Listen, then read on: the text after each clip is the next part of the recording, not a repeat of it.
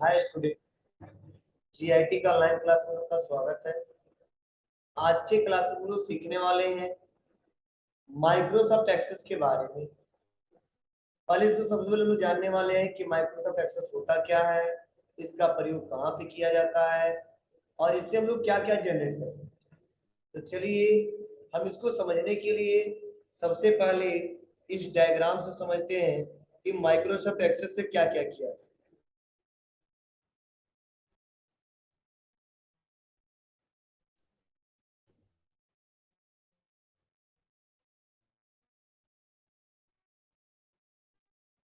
सबसे पहले मैं बता दूं, जो हम लोग टॉपिक पढ़ने वाले हैं एमएस एक्सेस,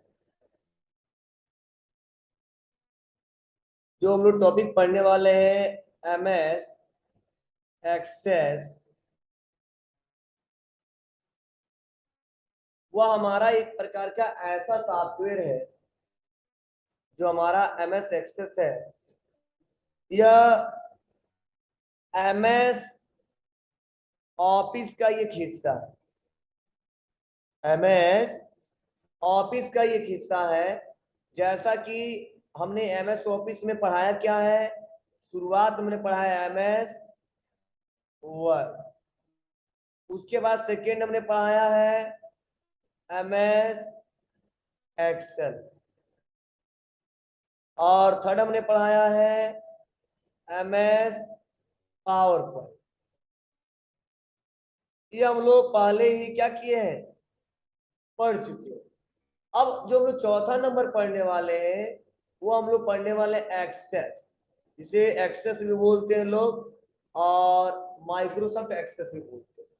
अब होता क्या, सबसे पहले हम लोग समझ लेते हैं, जान लेते हैं इसका क्या काम है, क्यों इसका इस्तेमाल किया जाता है। जैसा कि हम लोग पढ़े थे एमएस वर्ड, तो हमने पढ़ाया था कि एमएस वर्ड एक ऐसा सॉफ्टवेयर है जिसके सारे कोई भी डॉक्यूमेंट आसानी तरीके से क्या किया जा सकता है, जी, क्रिएट किया जा सकता है, उसको एडिट किया जा सकता है, सेव किया जा सकता है और प्रिंट किया जा सकता है। वैसे हमने पिछले क्लास में आपको पढ़ाया था एमएस एक्सेल के बारे में। एक्सेल के बारे में हमने बताया था कि ऐसा सॉफ्टवेयर है जिसके सारे कोई भी डाटा एंट्री का काम कर सकते हैं और प्लस पॉइंट क्या है, सारा का सारा काम करते हुए हम लोग सीट पे करते हैं और आसानी तरीके से बड़े कैलकुलेशन कर सकते हैं। किसके सहारे, फार्मूले के साथ। मतलब हमने बताया था कि ज्यादा से ज्यादा हम लोग काम कर सकते हैं डाटा एंट्री से संबंधित। अब कोई भी रिपोर्ट जनरेट कर सकते हैं, सेल रिपोर्ट हो, परचेज रिपोर्ट हो, स्टॉक मेंटेन करना हो, सैलरी शीट बनाना हो, हम आसानी तरीके से एक्सेल के सहारे कर जाते हैं। वैसे नेक्स्ट अगला हमने पढ़ाया था वो पढ़ाया था पावर पॉइंट।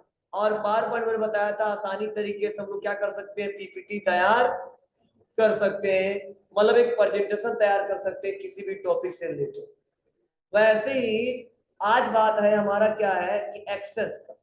अब एक्सेस का क्या यूज है, जैसे तीन तो हमने सीख लिया, हमने बताया कि इससे डॉक्यूमेंट क्रिएट कर सकते हैं, इससे आसानी तरीके से डाटा मैनेजमेंट किया जा सकता है, इससे पीपीटी तैयार किया जा सकता है। अब एक्सेस से क्या किया जा सकता है, तो चलिए इसको हम लोग समझते हैं कुछ ऐसे। सपोज मान लीजिए एक बिजनेस है और उस बिजनेस में बहुत सारे इंप्लाई काम कर रहे हैं, या सपोज मान लीजिए हमारा इंस्टीट्यूट है और हमारे यहाँ बहुत सारे स्टूडेंट का लिस्ट हमको बनाना है। तो या हमें एम्प्लॉइयों का डाटाबेस बनाना हो या स्टूडेंट डाटाबेस बनाना हो। अब डाटाबेस मतलब होता क्या है, इस मतलब यह है कि जो हमारे यहाँ एम्प्लॉय काम करते हैं उनका नेम क्या है, प्लस उनका एड्रेस क्या है, प्लस उनका पोस्ट क्या है, प्लस उनको सैलरी कितनी दी जाती है, उनका मोबाइल नंबर क्या है, उनका फोटो कैसे दिखते हैं, ईमेल आईडी, ये सारा मेंशन करते हैं। तो क्या करते हैं, एक डाटाबेस क्रिएट करते हैं और वो डाटाबेस सिस्टमेटिक तरीके से क्रिएट करते हैं। वैसे स्टूडेंट लिस्ट अगर बनाए तो क्या बना सकते हैं, registration number, name, pad amount, total amount. तो कुछ ऐसे हमको अगर डाटाबेस बनाने हो और वो भी सिस्टमेटिक तरीके से बनाने हो तो उसके लिए हम लोग सबसे ज्यादा एमएस एक्सेस का प्रयोग करते हैं।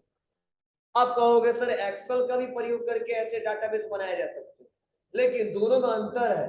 क्योंकि एमएस एक्सेस का अगर इस्तेमाल करते हैं इसके सहारे हम लोग कोई डाटाबेस बनाने के साथ कोई डाटाबेस बनाने के साथ हम उसका फार्म क्रिएट कर सकते हैं, एक फार्म जनरेट कर सकते हैं, प्लस हम इसका एक रिपोर्ट तैयार कर सकते हैं, और रिपोर्ट के साथ साथ हम चाहेंगे तो कैलकुलेशन भी कर सकते हैं, और कैलकुलेशन करने के साथ साथ हम चाहेंगे तो क्वेरी भी लगा सकते हैं। और क्वेरी एक ऐसा ऑप्शन है जो हजारों डाटा में से क्विकली किसी पार्टिकुलर पर्सन का डाटा हम आसानी तरीके से सेकेंडों में चेक कर सकते हैं, देख सकते हैं। ठीक है, तो इसलिए हम सबसे ज्यादा एमएस एक्सेस का इस्तेमाल करते हैं। इसीलिए बोला जाता है डाटाबेस मैनेजमेंट सिस्टम, DBMS। कई बार पूछा जाता है कि DBMS का फुल फॉर्म क्या होता है, तो हम जवाब देंगे डाटाबेस मैनेजमेंट सिस्टम। तो कई बार क्वेश्चन आता है DBMS सॉफ्टवेयर के नाम बताइए, तो हम बता सकते हैं एमएस एक्सेस। मतलब MS Access data base management system software है जिसके सहारे हम लोग कोई भी रिपोर्ट आसानी तरीके से जनरेट कर सकते हैं, क्रिएट कर सकते हैं, और उसका इस्तेमाल करके क्विकली किसी भी रिपोर्ट को तैयार कर सकते हैं।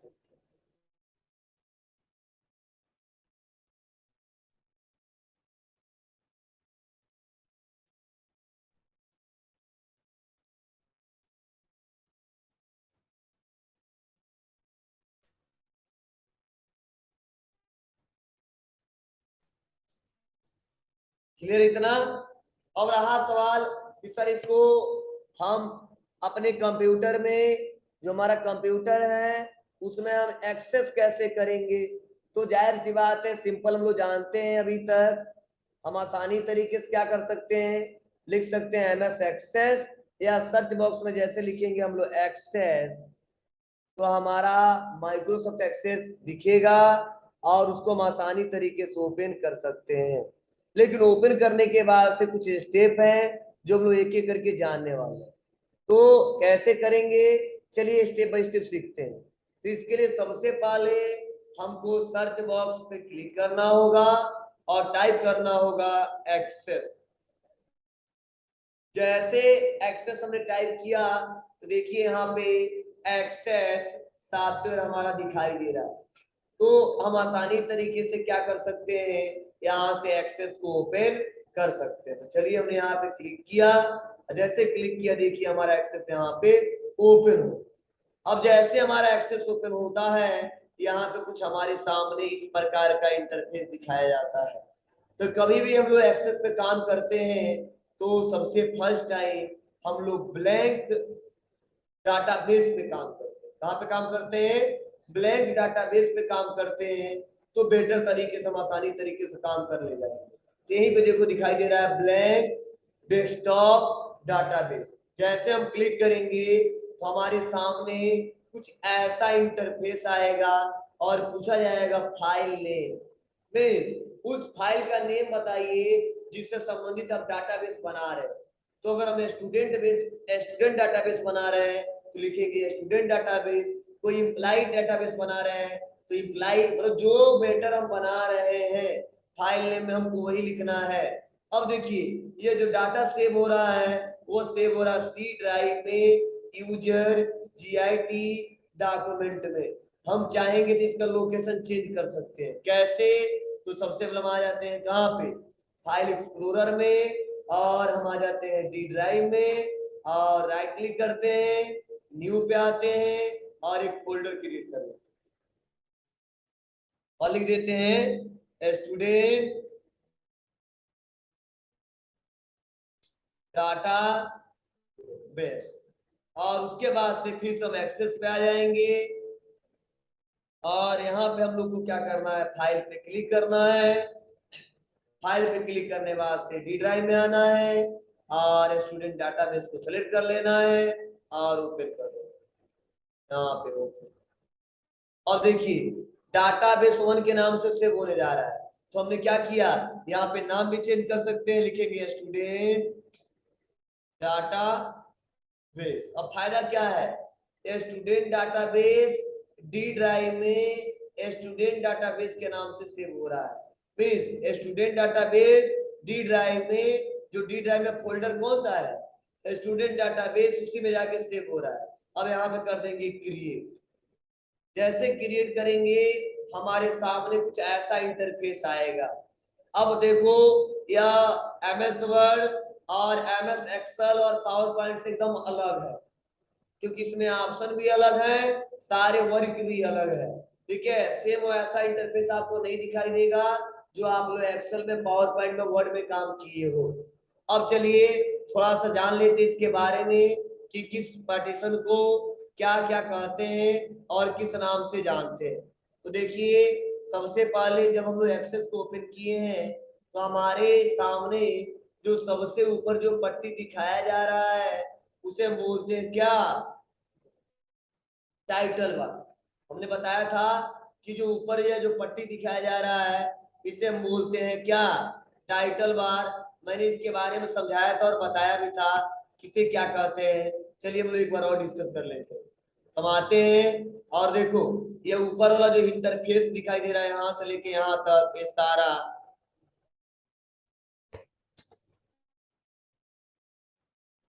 यह हमारा क्या है, टाइटल बार है। और टाइटल बार में देखो बताया जा रहा है कि हम स्टूडेंट डाटाबेस के नाम से क्या किए, इसको सेव किए हैं। और कहाँ पे, डी ड्राइव में। और किस फोल्डर में, स्टूडेंट डाटाबेस में। और यहाँ पे 3 बटन दिखाई दे रहे हैं, कौन कौन सा, मिनिमाइज, मैक्सिमाइज और क्लोज बटन। अब उसके बाद से जो कोने में है और यहाँ पे कुछ ऐसा इंटरफेस हमको दिखाई दे रहा है, इसे भी हमने बताया था क्या बोलते हैं इसको, क्यूक एक्सेस टूल बार। क्या बोलते हैं, क्यूक एक्सेस टूल बार में, जिसमें बाय डिफॉल्ट ऑप्शन कौन कौन सा रहता है, सेव, अनडू और रीडू। और इसे क्यूक एक्सेस टूल बार क्यों बोला गया है, क्योंकि इसमें क्यूकली कुछ ऐसे ऑप्शन हैं जिसका इस्तेमाल करके हम लोग आसानी तरीके से डाटा को सेव कर सकते हैं, कुछ दिक्कत है तो उसको अनडू कर सकते हैं और उसको रीडू कर सकते हैं। तो यह ऊपर वाला जो पट्टी मैंने बताया टाइटल बार, उसके बाद हमने बताया क्यूक एक्सेस टूल बार। अब चलो इसको थोड़ा सा यहाँ से क्लियर करते हैं। अब देखिए बगल में यहाँ पे दिख रहा है home, create, external data, database tool, field, table. यह हमारे क्या है, एक प्रकार की, यह हमारे मेनू बार है। क्या है, मेनू बार। होम मेनू या होम टैब, क्रिएट मेनू या क्रिएट टैब, या एक्सटर्नल डाटा टैब या एक्सटर्नल मेनू। मतलब ये हमारे मेनू है और मेनू के सारे हम लोग एक एक करके एक एक ऑप्शन के बारे में आसानी तरीके से वर्क कर ले जाएंगे और एक डाटाबेस आसानी तरीके से क्रिएट कर ले जाएंगे। उसके बाद से ये सारे देखो ग्रुप बताया जा रहा है। और उसके बाद से यहाँ पे और भी इंटरफेस के बारे में जानते हैं और किसे किसे क्या कहा जा सकता है। इसको मैं यहाँ से क्लोज करता हूँ और इसको बड़ा करता हूँ। अब देखिए यह हमारा ऑल एक्सेस ऑब्जेक्ट मीन्स मतलब क्या है, यह एक ऐसा एरिया है कि जितना हम एक्सेस में डाटाबेस बनाएंगे और एक किसी पार्टिकुलर फाइल में बनाएंगे वो सारा का सारा ऑल एक्सेस ऑब्जेक्ट में दिखाई देगा। मीन्स अगर हम एक फाइल बना रहे हैं और स्टूडेंट डाटाबेस बना रहे हैं, रिपोर्ट जनरेट कर रहे हैं, फॉर्म क्रिएट कर रहे हैं, क्यूरी जनरेट कर रहे हैं, वो सारा का सारा ऑल एक्सेस ऑब्जेक्ट में दिखाई देगा। और बगल में है टेबल, मतलब जिस पे क्लिक करेंगे उसका टेबल यहाँ पे हमारे सामने शो होगा जिसपे हम आसानी तरीके से काम कर सकते। ठीक है, और उसके बाद से जो लास्ट में जो नीचे देखो पतला पतला पत्ती दिख रहा है इसे बोलते हैं क्या, स्टेटस बार। और स्टेटस बार का इस्तेमाल करके हम आसानी तरीके से अपने इस डाटाबेस का स्टेटस आसानी तरीके से चेक कर सकते हैं। तो हमने सीखा कि कैसे एमएस एक्सेस को ओपन करेंगे, एमएस एक्सेस को ओपन करने के बाद से किस इंटरफेस को किस नाम से जाना जाता है और एमएस एक्सेल का प्रयोग रियल में किस कंडीशन में और कहाँ पे किया जाता है।